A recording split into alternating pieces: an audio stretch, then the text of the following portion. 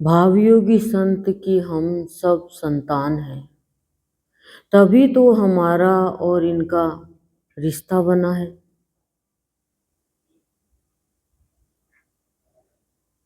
नहीं तो इस जगत में इतने प्राणी हैं, सत्संग में क्यों नहीं आते? सत्संग का ध्यान क्यों नहीं रहता? एक देखो, ये इतना छोटा सा बच्चा है, इसका भी प्रारब्ध है कि वो सत्संग में आ रहा है, क्योंकि आत्मा तो समझती है ही ना। आत्मा के ऊपर आवरण तो बड़ा होने के बाद आता है। आवरण क्या है? ये विकार, ये विचार, ये भावना, दुर्भावना, ये उल्टे सीधे कर्म, ये तो आवरण है। और आवरण क्या है? तो अब भावयोगी संत हमें समय समय पर ज्ञात कराते हैं कि जब तुम मेरी शरण में आ ही गए तो तुम्हें यही मेरी गोद में ही रहकर प्यार और दुलार पाते रहना है। क्यों? प्यार और दुलार संत का मिलेगा तो क्यों, क्या होगा? हमारा स्वस्थ चित्त बनेगा। फिर देखो, शरीर से हम अस्वस्थ है, इलाज ज्यादा कम कैसे भी हो जाएगा, लेकिन चित्त यदि अस्वस्थ है तो हम कभी भी चिति को प्राप्त नहीं कर पाएंगे। इस संसार में यूं ही व्यर्थ ही समय गंवा के चले जाएंगे, उस चिदानंद के दर्शन नहीं कर पाएंगे, अच्छे कर्म नहीं कर पाएंगे। अच्छे कर्म मतलब शुभ कर्म, शुभ कर्म मतलब कल्याण के कर्म, कल्याण के कर्म मतलब सबको लाभ उठाने के कर्म। समझे? जब हमारा चित्त स्वस्थ हो जाएगा, फिर हम देखेंगे कि पहले हम हट से कार्य करते थे, भगवान के सामने भी हट कर दे, खाना नहीं खाएंगे आज, ये काम करो, और नहीं होता तो फिर मुंह लटका के खा लेते। तो फिर हट से कोई कार्य नहीं करेंगे, क्योंकि चित्त स्वस्थ हो गया। चित्त स्वस्थ हो गया तो स्वस्थ चित्त की निशानी क्या? हर कार्य प्रेम से करेंगे,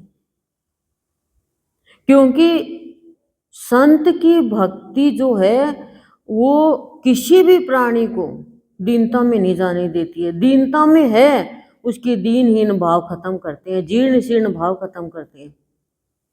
ये हमने अनुभव किया भी है और कर भी रहे हैं। जो एकदम दीनहीन भाव में रहता है वो भी संत की भक्ति में आने के बाद में अपने आप में दातार बन जाता है। करतार मत बनना बस।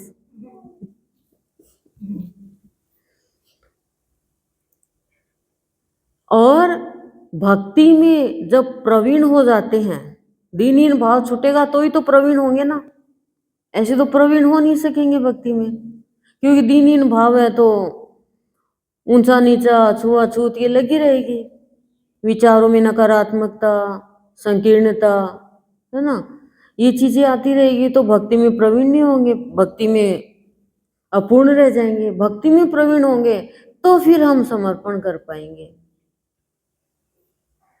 और समर्पण करेंगे तब देख पाएंगे कि अब मैं मेरी सारी भावना संत के चरणों में अर्पण कर रही हूँ। फिर हमारी खुद की भावना नहीं रहेगी, संत के चरणों में भावना अर्पण होगी। फिर वो कहेगा प्रभु ऐसी भावना आ गई, आज मैं ये अर्पण कर रहा हूँ आपको, मेरी जितनी भावना है। क्योंकि भावना के कारण ही तो प्राणी महान बनता है, और भावना के कारण ही तुच्छ बनता है। भावना के कारण ही वो भाव में आ जाता है, और भावना के कारण ही अभाव में आ जाता है। भावना, दुर्भावना और सद्भावना, तीन तरह की भावना होती है। इन भावना का ही खेल है सारा। कहते ना भावना ही खराब है इसकी, तो यही कहते हैं। फिर संत दृष्टि डालते हैं, वो दृष्टि जिसे हमारा चित्त जरा सा भी कोई कहीं कमी है वो एकदम स्वच्छ और निर्मल हो जाए। यदि इतना सा भी अस्वच्छ है, यानी जरा सी भी बीमारी रह गई तो वो बढ़ जाती है। ऐसे ही इतना सा भी अस्वच्छ, इतना सा भी एक कीटाणु है अशुद्धता का, अस्वच्छता का, तो फिर वो ज्यादा रात रात में बढ़ जाएगा। दिन में तो लगातार ही बढ़ेगा, बेशुमार बढ़ेगा। क्यों? इसके साथ गलत बात कर ली, इसके साथ असत्य की बात कर ली, इसके साथ निंदा कर ली, इसके साथ हे दृष्टि का भाव कर लिया, तो ये सारा। अब दृष्टि संत ने डाल दी तो चित्त स्वच्छ और निर्मल, और हृदय की भूमि हरी भरी उपजाऊ हो जाती है। हरि की भक्ति में हृदय की भूमि फिर मगन रहती है। फिर इस हृदय में कोई और का वास नहीं हो सकता। हरि की भक्ति में मगन हो गए हृदय, और संत की भक्ति में आराधना और साधना जितनी जितनी सूक्ष्म रूप से करेंगे, सूक्ष्म भाव से करेंगे, सूक्ष्मता से करेंगे, उतना उतना हम अपने जीवन को प्रकाशमय कर पाएंगे। क्योंकि संत को प्रदर्शनी दिखावा ये पसंद नहीं है। जो प्रदर्शनी दिखावा में जाते हैं उनके तो प्रदर्शनी दिखावा में भक्ति उड़ जाती है। कुछ तो चीजें दिखती है, जैसे आरती करना, सत्संग करना, भजन गाना, ये दिखता है। तो जीवन प्रकाश में सूक्ष्म रूप से यानी गुप्त रूप से ही होता है, नहीं तो प्रकाश में ही नहीं हो पाएगा।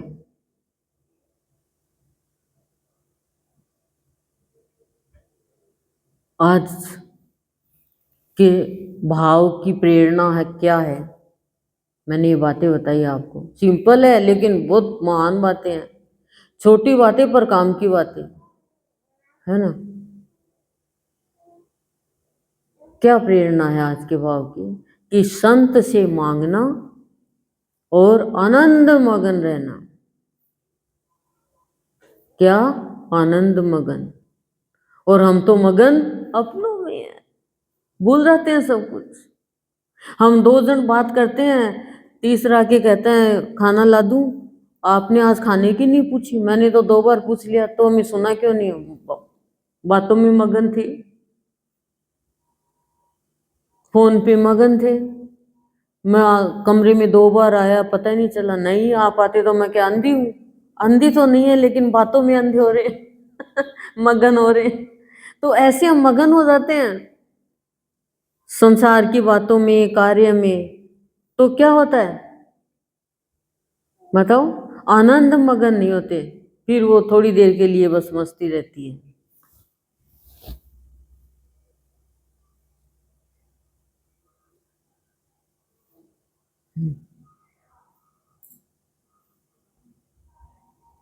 ऐसे कलर अच्छे लगते हैं बच्चों को।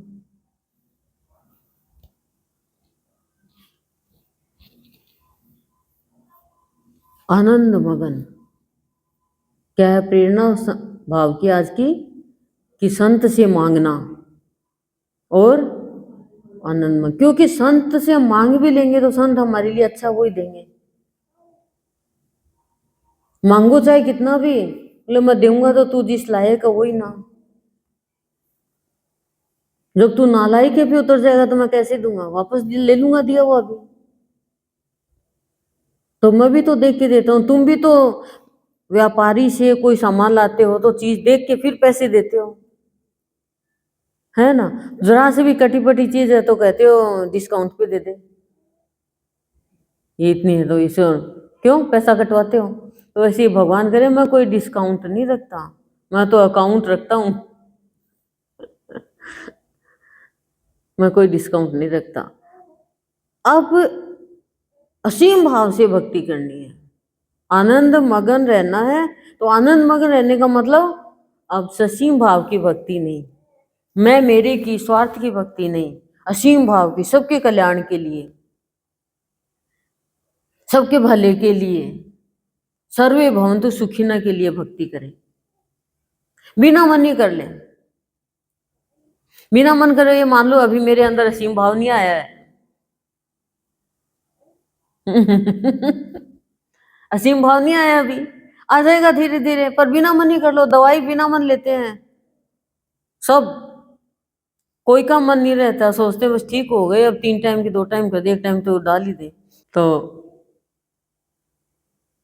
असीम भाव से भक्ति करना है, और ध्यान क्या रहना, संत के भावों का। जहां भी संत का भाव जरा सा मिला, तुरंत धारण कर लो, तुरंत समय दो, सारा काम बंद करके। जहां भी सुन रहा है, कोई भी बात आ रही है संत की, तो याद आ जाए तो, और तो तुरंत संत का भाव। काम तो बाद में भी हो जाएगा, वो भाव नहीं मिलेगा। जो काम दिन में करना, वो दिन में करना है। अब जैसे आप सुबह सुबह उठते हो, सुबह सुबह उठ के आप चाय पी लेते हो, फ्रेश हो जाते हो, बर्तन कर लेते हो, वॉशिंग मशीन चला देते हो, झाड़ू पोछा कर लेते हो। अरे ब्रह्म मुहूर्त में तो तुम ब्रह्म के लिए उठे हो, उसके लिए उठे हो, तो उसके काम करो ना। फिर पूरा दिन पड़ा है घर के काम के लिए, तो फिर उसी में भागम भाग में ही और हमारे जीवन का भाग लग जाता है राग से, और अनुराग कट, खाली एक अणु बन के रह जाते हैं, छोटा सा अणु।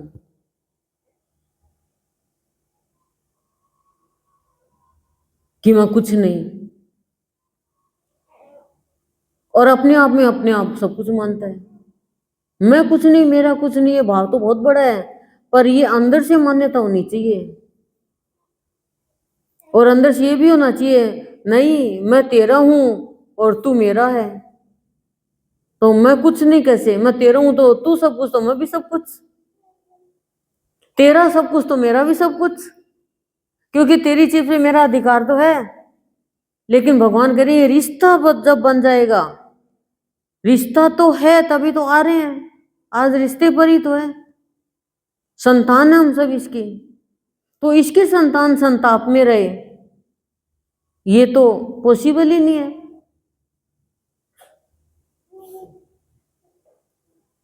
बताओ, ये देख रहा है, ये लटक रही है ना लाल, कभी पंखा दिख रहा, कलर दिखता है बच्चे को।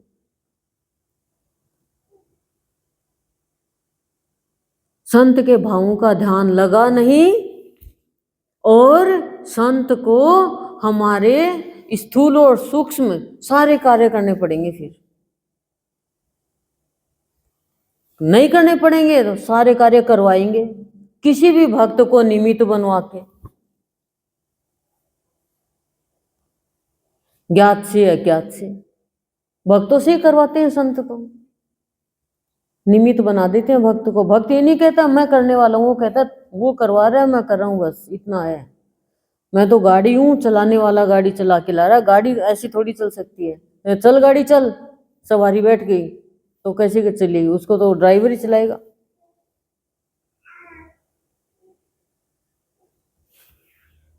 सारे कार्य सूक्ष्म के भी स्थूल के भी, ज्ञात अज्ञात से आपको पता भी चल जाएगा, करवाने पड़ते हैं। लेकिन ध्यान अभिमान रहित होना चाहिए, कि मैं निमित्त बन के ध्यान लगा रहा हूं, मेरी कहां शक्ति मैं तेरा ध्यान कर सकूं। मुझे सबका ध्यान है, लेकिन तेरा ही ध्यान नहीं है, कि तुझे क्या खिलाना है, क्या पिलाना है, कैसे रखना है, कैसे भक्ति करनी है, कोई ध्यान नहीं है। सबको जीवने जाना है तो भगवान बैठा है, ध्यान ही नहीं है। बिस्किट ला दो 5 रुपया को, वो भी 5 को, पार्ले जी छोट को। बताओ, ये थोड़ी है, कौन चूल्हा चक्की करे भगवान के लिए, और घर में आदमी है तो उसके लिए 2 रोटी सेकनी पड़ेगी। तो ये भी तो हमारा अपना है, इसके लिए भी तो हम 2 रोटी सेक के जाएं। भाई रूप की पूजा कर रहे हैं साकार की, तो उसी के हिसाब से ही चले ना। फिर संत हमारी सारी भावना का, सारी कामना का ध्यान खुद रखेंगे। ओम शांति शांति शांति शांति।